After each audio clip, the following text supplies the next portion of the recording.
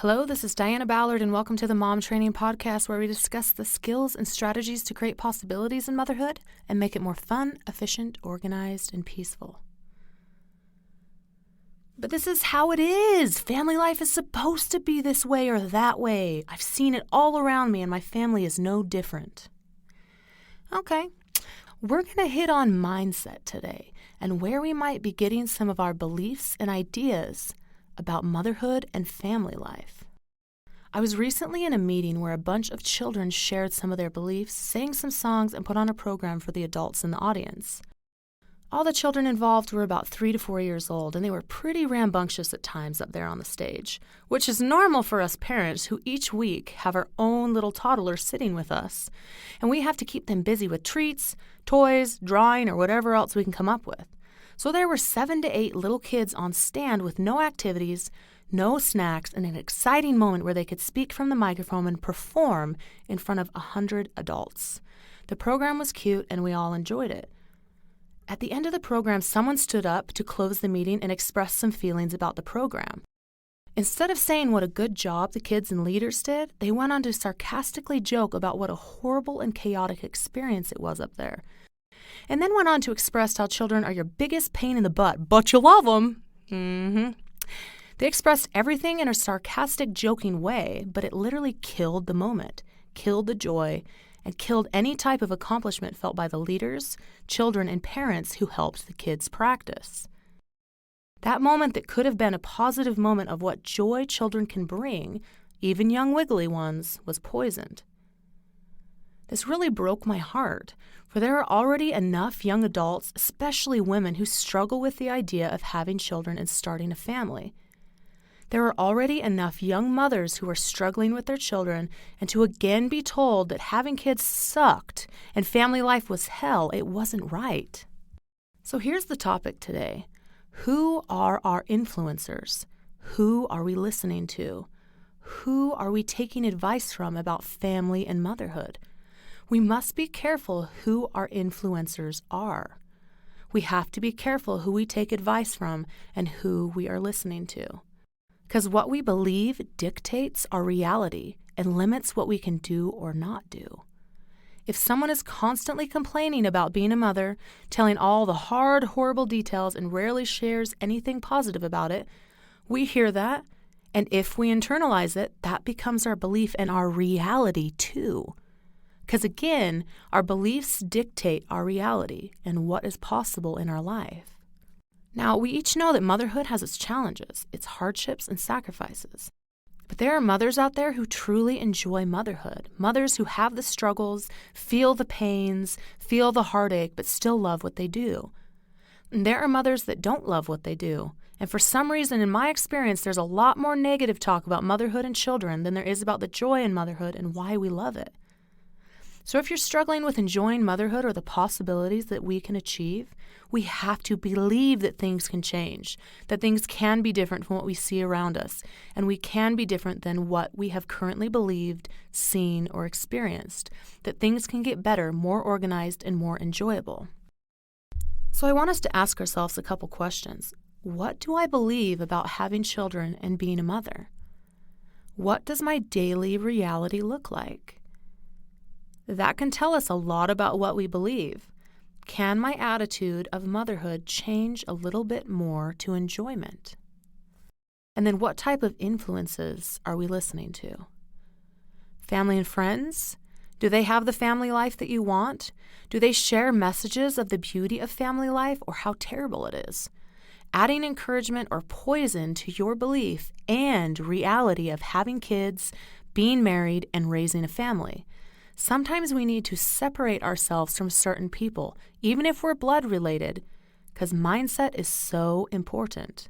Topics like possibilities in pregnancy, birth, raising kids, how to work through conflicts in marriage, how to treat a spouse, run a household, the list could go on. Family and friends are wonderful, and we need them, but just check in to see what kind of messages are being shared and what you want to take into your life.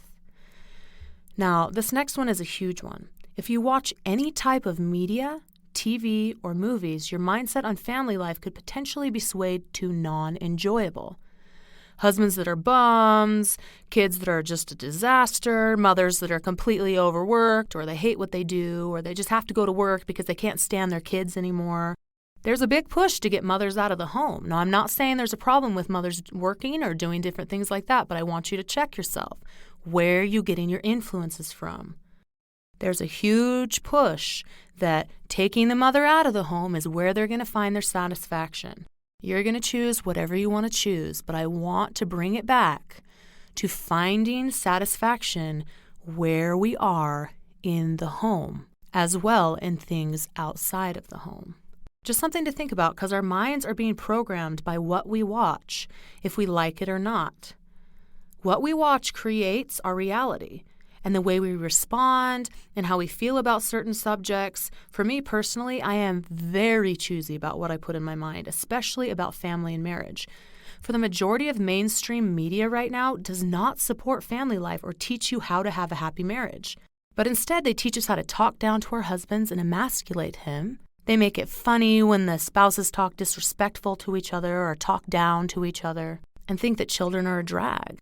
So next time you're watching something, I want you to notice what messages are being sent about marriage and family life. If we find some things that don't align with exactly how we want to be interacting with our husbands and family, it might be time to find another way to relax or switch to something different. You may be thinking, it's not that big a deal. It's not training me. Girl, there is specific documentation about how media trains us as we watch it. The people creating the media know that. That's why it's so addicting, emotional, and powerful. It's all down to a science. I just invite you to start being aware of the messages that are being shared and really think about if it aligns with your ultimate goals. Make a decision about what you want to do about it and move from there. Next point, what type of motherhood influencer are we? Does what we say help encourage other women to step out in motherhood? Would our communication and example make other young women want to have children? Now again, we're not trying to beat ourselves up by thinking about this, but we also can't be scared of feeling we could change some things. Maybe to stop complaining as much, less eye-rolling or making everyone think we're suffering to the max? Or are we shining a good light on motherhood and being an encourager to those who want to take a leap and have a child? Wherever we are in our role as a motherhood influencer, I'm sure that we could step back and look at ourselves and see a little bit of both sides and how we may want to increase or decrease some things. So I just invite you to look and see what type of motherhood influencer you are. So I'm going to give you a little bit of homework. Let's all be positive motherhood influencers this week and share things on our social media that supports motherhood and the joy we experience. Because even though the hard times are there are moments that we feel joy and love motherhood to the core. We just might need to look for them more often, acknowledge those moments, and realize those moments can grow as we shift our beliefs about what motherhood is like, and gaining the skills we need to change the environment around us to create a happier home. So step back and really look at the places you personally love being a mom and share that with the people that you have influence over, which is your close friends, your family, and people around you, because you never know how your positive influence of motherhood can change someone's life. For I was one of those people who didn't want to have children until I met women with a different mindset and lived a different life than the people I observed around me. Them sharing their light and joy about motherhood, that it didn't hold them back, but gave them a reason to live life to the fullest, that converted me over to taking the leap of faith and becoming a mother. And it's been the greatest thing I've ever done in my life. Does it stretch me? Yep, more than anything I've ever done or accomplished. But besides choosing to marry my husband, becoming a mom is by far the best decision I have ever made. So if you enjoy something about motherhood, please share it. Share it this week, share it this month, share it for years to come. Let's influence the world about motherhood and that it's a gift, a joy, and a blessing to have these wiggly little children in our home. And if you're not quite at that place yet where you feel like you have something to share, that's okay too. Let's keep searching for mothers who enjoy motherhood and have the lifestyle we want, learn from them, apply what we learn, and move forward from there.